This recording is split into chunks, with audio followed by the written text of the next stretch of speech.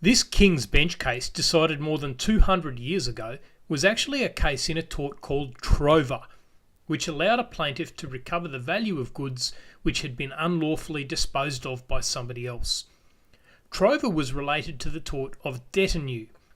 Detinue allows you to recover goods which are being unlawfully held by someone else who has refused your demand to return the goods. This case teaches us that to sue in detinue, you need possession or the right to possession of the goods.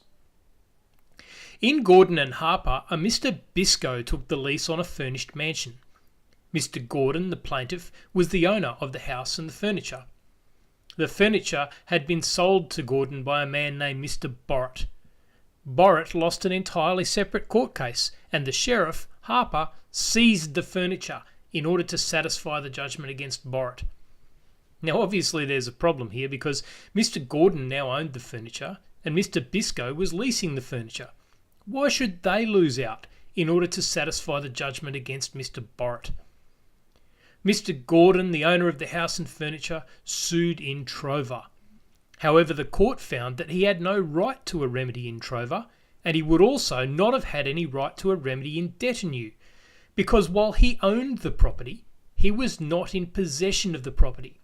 The property hadn't been seized from him, it had been seized from Mr. Biscoe, who had rented the mansion and its furniture. Mr. Biscoe should have been the one to sue. Justice Gross said it quite simply.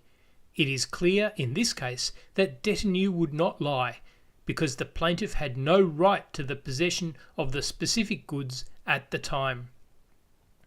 Can you see the important distinction between ownership and possession?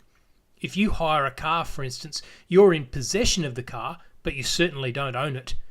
If you left it parked somewhere and it was stolen, the thief has stolen it from you, not from the owners.